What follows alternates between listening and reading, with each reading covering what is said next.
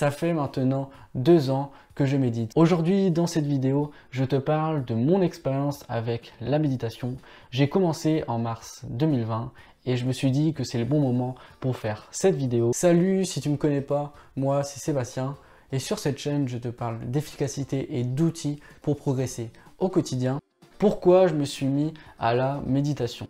C'était un jour de confinement en mars 2020. Je n'avais rien à faire et comme beaucoup de personnes, j'ai essayé différentes activités. Ça a été vraiment le côté bénéfique de ce confinement, d'avoir du temps, même beaucoup de temps pour soi. Et c'est là en fait que j'ai découvert l'importance de se créer ses propres habitudes. C'est en naviguant sur YouTube que je me suis fortement intéressé à la méditation et surtout à ses nombreux bienfaits. Revenons, si tu le veux, à pourquoi j'ai décidé de méditer. La méditation a été la première habitude que j'ai voulu adopter de manière consciente, c'est-à-dire que j'avais vraiment envie d'adopter cette habitude à méditer tous les jours. Avant de commencer la méditation, j'avais l'impression de faire toujours les mêmes choses, de faire toujours les mêmes choix, de rencontrer les mêmes problèmes et c'est vraiment quelque chose qui me pesait. J'avais cette impression de toujours stresser et je pense que tu connais cette impression d'avoir une boule au ventre. Au-delà du côté spirituel qui est pour moi pour l'instant pas le plus important, je considère la méditation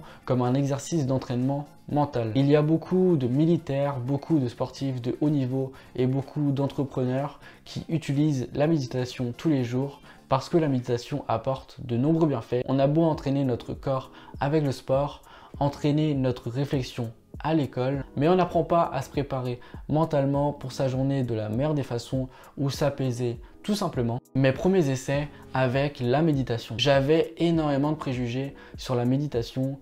Je pensais que c'était nécessairement une pratique religieuse pratiquée par des moines bouddhistes. J'ai voulu commencer la méditation sans accompagnement. Je pensais que tout simplement juste le fait de me poser et le fait d'avoir une musique relaxante allait faire l'affaire, mais pas du tout. J'avais beau essayer de me concentrer sur ma respiration, j'avais des pensées sans cesse et je pensais à ce moment-là que ce n'était pas normal de penser autant. Je n'avais pas encore compris la vraie réflexion sur la méditation. Pourtant, je voyais sur YouTube que les gens parlaient de calme instantané juste avec 5 minutes de méditation. La méditation n'a pas pour but d'arrêter de penser et d'avoir un esprit serein en seulement 5 minutes. Il faut passer par plusieurs phases de réflexion et surtout d'expérimentation. J'ai ensuite décidé de me faire accompagner avec l'application Petit Bambou. J'en parlerai après dans cette vidéo et c'est là que j'ai vraiment ressenti les débuts des bienfaits de méditer. Lorsque j'ai pris l'habitude de méditer, c'est-à-dire à peu près au bout de 2-3 mois, j'ai décidé d'augmenter le temps passé à méditer. Je suis allé tout d'abord, j'ai commencé par 10 minutes, ensuite j'ai fait 20 minutes, ensuite 30 minutes et j'ai fini et j'ai essayé 1 heure. Mais je déconseille de faire 1 heure. En tout cas pour moi, je n'ai pas ressenti plus de bienfaits de le faire 1 heure ou de le faire tout simplement 10 à 20 minutes par jour. Pour te dire, je ne suis absolument pas un professionnel de la méditation. Il y a beaucoup plus de gens expérimentés que moi dans ce domaine et je pense que j'ai pas réellement progressé. Mais là, tu dois te demander, mais quels sont les bienfaits de méditer? Ce que la méditation m'a apporté en 2 ans d'expérience. Développer sa conscience et sa connaissance de soi, relativiser par rapport à différentes situations, moins de stress car plus de compréhension et de recul par rapport à mon stress. Tu n'es pas tes pensées et tes pensées ne te définissent pas. C'est une idée qui pour le coup m'a complètement retourné le cerveau. C'est une idée que j'ai lue dans le livre Personal MBA de Josh Kaufman. Prise de recul aussi sur les situations et sur moi-même en général. Devenir plus calme et plus patient. Car aujourd'hui, on veut tout avoir rapidement. Que ce soit gagner 10 000 € en seulement une après-midi, trouver l'amour avec juste 5 swipes sur Tinder. Et moi-même, je dis pas le contraire. C'est une horreur d'attendre pendant une trentaine de minutes dans une file d'attente.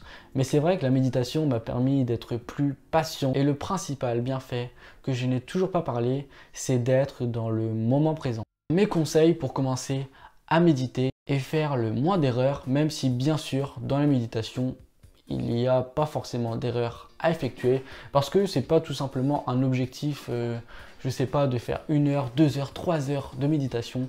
Après ça, c'est à toi de voir. Mais dans la méditation, c'est vrai qu'il n'y a pas forcément d'objectif. Commencer par être accompagné.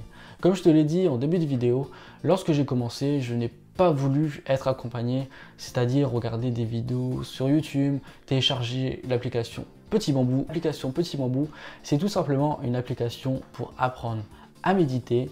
Il y a pas mal de méditations gratuites que je te conseille fortement pour commencer à méditer. Ou autrement, tu peux aller sur YouTube, tu as juste à marquer méditation et tu as d'innombrables vidéos à ce sujet. C'est important aussi de définir un pourquoi tu as envie de commencer.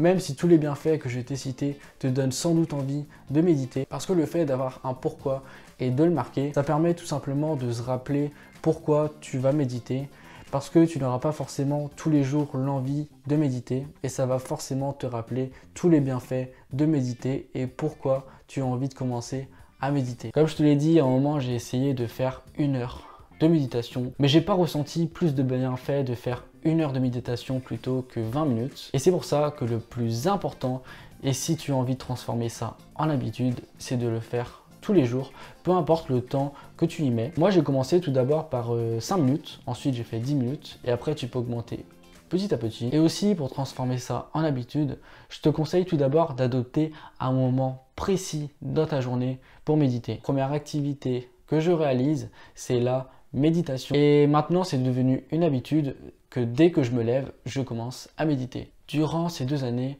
j'ai peut-être arrêté pendant, on va dire, 3 semaines avec tous les jours cumulés, mais 1 semaine, je me souviens que j'avais arrêté et je ressentais un manque, ça me manquait en fait tellement de méditer et du coup j'ai repris instinctivement cette habitude. Ma conclusion de cette vidéo est après 2 ans d'expérience avec la méditation. Pour moi, la méditation est l'art de ne rien faire. Dis-moi en commentaire si ça peut être un sujet de vidéo qui peut t'intéresser. J'espère que tous ces conseils vont être utiles.